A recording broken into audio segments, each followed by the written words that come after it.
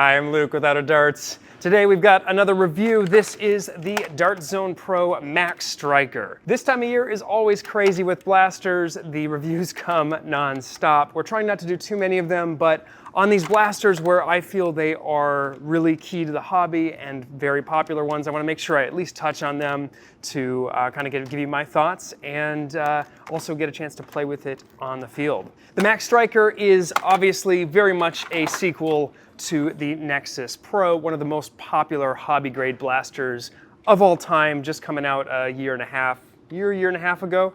And this blaster has been tremendously popular, and so have all the accessories we sell for it. And that brings us to the Dart Zone Max Stryker. The Stryker is available at Target only. It has very similar internals and externals compared to the Nexus. It features the similar buffer tube stock, which is compatible with Airsoft and other buffer tube stocks. It's got the same size muzzle up front, so this is totally removable, doesn't really do anything. As far as I can tell, the darts don't contact the inside of there, but aside from looking cool, doesn't serve a whole lot of purpose. Now this is the same sizing as the other blasters, so it is compatible with our Ton SCAR barrels, as well as the little rocket adapter, which is kind of fun. So you can put the little rocket adapter in here, and you can put different kinds of little rocket barrels on the front to fire those, and then you can still fire through the center when you're not using one of the little rocket barrels.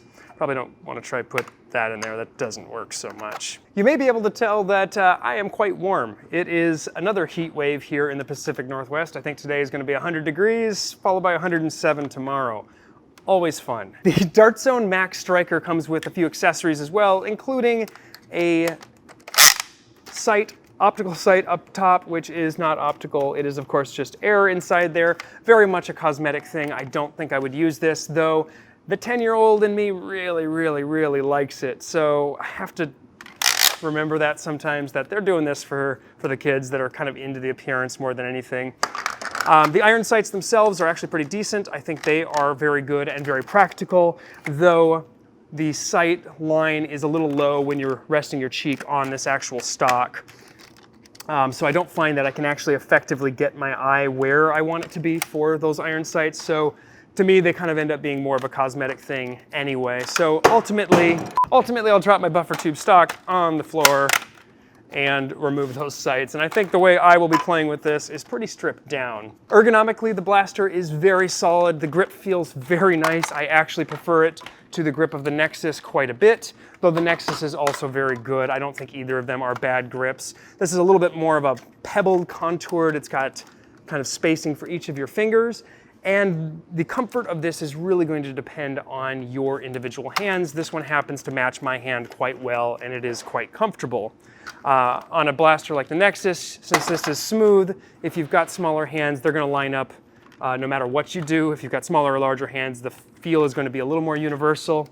Sometimes I've noticed that when you got this contour for the individual fingers, if you've got smaller hands like my wife, she doesn't care for these because they sort of stretch her fingers open when she's holding the trigger. Again, your mileage may vary depending on your hand size. One minor gripe I do have is this pump grip. While I love pump grips and I would love for this to have a pump grip versus the angled foregrip or sort of vertical / angle, I don't know, I guess that's an angled foregrip. It's somewhere in between a true angled and a vertical foregrip. But the Nexus Pro, this was very comfortable on my hand comparatively. This is comfortable, but I do find that these side ridges strike both my palm and my fingers, so when I prime, I am constantly jamming my finger in here. Now again, I have larger hands or adult large hands, so this isn't maybe intended for me, but I have to sort of choke up on this grip, leaving a little space in between here so that my fingers don't actually get jammed each time. I'm definitely going to offer a replacement grip for this. It's just too small for someone my size or for any adult for that matter. I just can't consistently prime it without having these edges here and here hit my knuckles and my fingertips and my palm. Ultimately, that's not a huge deal. It's not a deal breaker or anything like that, but I do think it can be massively improved. So look for a design on that at some point here in the near future. I think it's great having a pump grip, so I think I'm just going to do something that's sort of in theme looks similar to this, but just is enlarged to fit an adult-sized hand, much like the grip does. The Stryker includes a 12-round magazine, and it is also compatible with the other Dart Zone mags, and it is compatible with Talon mags and Artachi mags. So that's pretty cool right out of the box with the adapter. It basically works with everything the hobby uses. The blaster feels really good to fire, use, and handle. I think it's a really good platform. The biggest advantage of this blaster is that if you don't like shopping at Walmart, this is available at Target. It is a Target exclusive, if you couldn't tell from the color already. I think that's nice to have options at both big box stores. There's a whole faction of people that don't shop at Walmart, and there are a whole faction that don't shop at Target. So this gives access to the hobby to both of those crowds of people. I expect we are going to see a lot of these on the field in 2021 and 2022. The blaster also comes with a completely new dart type. This is the dart type for the Max Stryker line, and you can buy these at Target as well. They are nearly identical with just a different tip and hole pattern than the Adventure Force Pro darts, but I have to say I really love the color because these are miserable to find tip down in grass or in dirt or pine needles and other things. They're really kind of a tough thing to find, and this red is going to stick out much more. So I would like to do some comparative analysis at some point as far as accuracy with some brand new darts, but I've got to figure out a better rig to more consistently test that and take the human error out of that system.